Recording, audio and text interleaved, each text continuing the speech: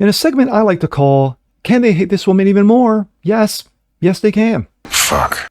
We go back to the WNBA and one superstar, Caitlin Clark. Can you dig it? After being left off the Olympic team because of stupidity and jealousy. Now you're an asshole. A reporter who tried to put baby in the corner with her comments of white privilege. Are you retarded? I'm Jazz Berganzo, and this. You need to shut the fuck up. And it's what's next.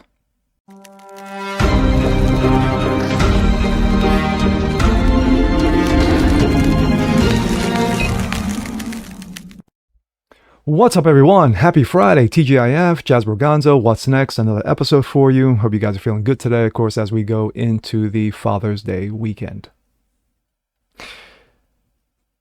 This is a story that just won't die because of the subject matter. The WNBA has been mentioned more times in more stories than ever in its history in its 25 years of existence. Why? Because of one woman, Caitlin Clark. She has put the WNBA on the map. Nobody gave two fucks about the WNBA a year ago. Here comes Caitlin Clark, and now everyone is talking about it and her. And sadly, they're not talking about Caitlin Clark as, wow, she's an amazing player. She's dishing out the ball. She's scoring. She's playing great defense. She's on literally the league's worst team, and she's bringing them up. She leads the team in assists, what have you. But no. What are they doing?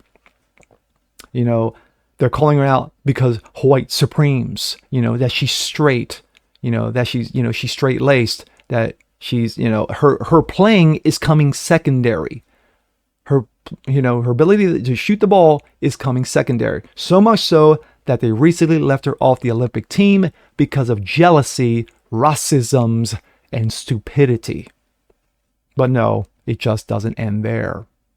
Now, a reporter who has nothing better to do than talk about the game tries to put baby in the corner and tries to throw comments of white privilege at one Caitlin Clark. And here we go. This comes out of Outkick. Reporters try to browbeat Caitlin Clark to acknowledge white privilege. A pair of writers for The Athletic try to pressure Clark into condemning observers who notice the obvious. There are women in the WNBA, particularly black women, who share a disdain for her. First up, a reporter by the name of Jim, I'm a soy Trotter. Yes, I'm sure he is out of the alphabet theme. Trotter is suing the NFL Network, claiming that he was laid off because he's black. Of course he was. And now he works for The Athletic. I'm sure that case will be thrown out. But then again, it is ESPN woke, so who knows? He may have a shot. On Thursday, during a shoot-around, Trotter asked Clark to comment on pundits weaponizing her name for the culture war. It's not something that I can control, so I don't put too much thought into it or time in thinking about this or that. And to be honest, I don't see a lot of it. Like I've said before, basketball is my job, Clark responded. Again, great way to answer it. Everything is on the outside. I can't control that. So I'm going to go spending the time thinking. I'm not going to spend time thinking about that. People can talk about what they want to talk about, create conversations about whatever it is. But I think for myself, I'm just here to play the game. I'm here to have fun. I'm trying to help our team win. But no, she's a bigot. These low-life race hustlers, like Jim Trotter of the NFL, will nonstop try to get her to say something they can use against her, probably calling her a racist, or say something that can twist for their own sick political ideologies, parasites of society. It seems no matter what you do or what is done to you, it becomes a topic nationally. And a lot of times it becomes divisive. I wonder from your standpoint how you feel about people using your name in whatever culture wars or whatever wars they're fighting. How do you feel about that?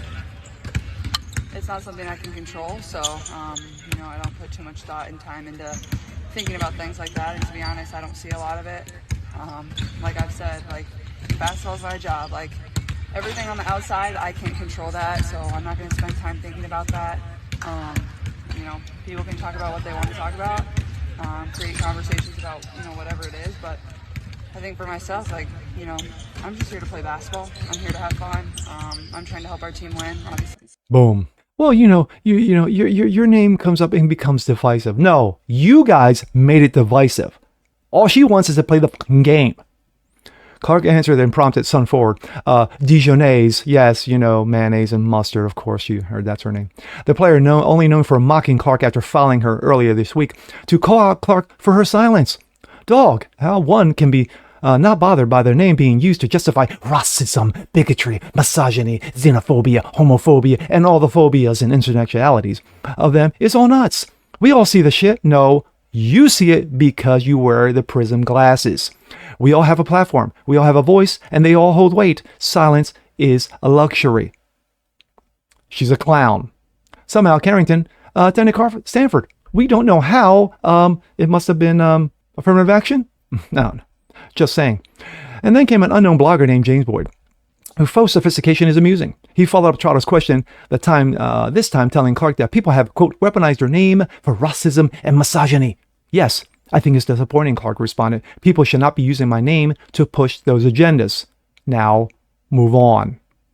Caitlin, I know you mentioned that, you want to focus straight on basketball. Definitely respect that.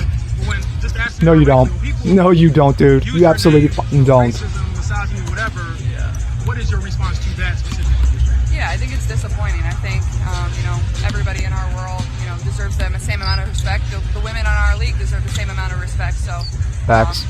People should not be using my name to push those agendas. Facts. It's disappointing. It's not acceptable.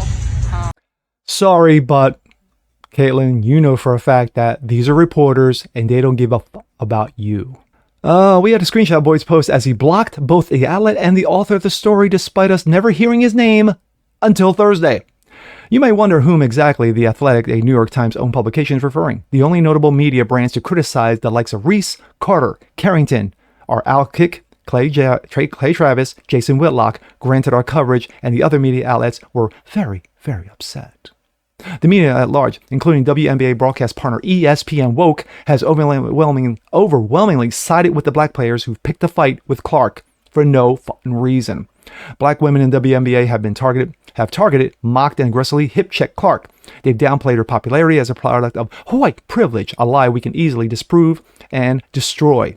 And yet, according to Athletic, the black women are the victims, and Clark should stick up for women targeting her. Bullshit.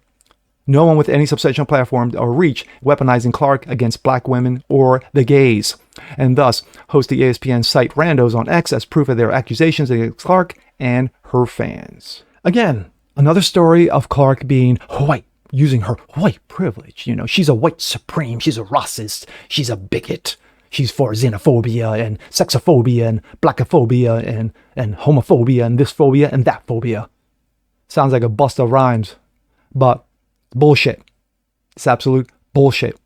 And she had great comments to basically blow it up in their faces. I'm here to play the game. I'm here to help my team win. Guess what? Whatever goes on the outside of that bubble, I've got no control over. And to me, I would have been like, you guys are perpetrating. You guys continue to perpetrate this. And guess what? If you think you're going to play gotcha game with me, no, move on. Speaking of, I'm out. That's exactly how I would have done it, but that's just me. But anyway, she commented great on it. But sadly, this is where we're at right now. The WNBA has got more press than at any other time in its history. And that's a positive thing, especially with a league that has never been able to substantially, prop itself up, profit in its 25-year history. The NBA, the men's league, has footed the bill this entire time. Everybody thinks that, okay, Caitlin Clark's here, it's going to go from the red to the black. It's not going to happen. This is going to take years. And they keep doing shit like this, but this is what reporters do. This is what woke reporters do in 2024 do. So everything that Reese has done, this in college and all the nonsense, Kennedy Carter, no one ever heard her name until last Tuesday. And then, of course, the Olympic team committee conveniently left her off. Because we have other veteran players, It's very hard to get on the Olympic team. Diana Taurasi, and I heard this morning, Diana Taurasi, who is 42 years old, has been on not one, not two, not three, not four, not five, but 6 Olympic teams straight. 6. Someone like Diana Taurasi, someone like, Brittany Griner, Russian gulager, hashish pusher. That's another one. played one game, scored 11 points, but yet let's put her on the team as well, while you have someone who has proven themselves game in and game out, like Caitlin Clark, to be on that team. This is the person you want on that team to promote the league and to promote the country. You want her on your league. You need her on your league. You need her on your team. But no. Because she's white supremes, she's straight, and she just wants to play the fucking game, well, that's a problem.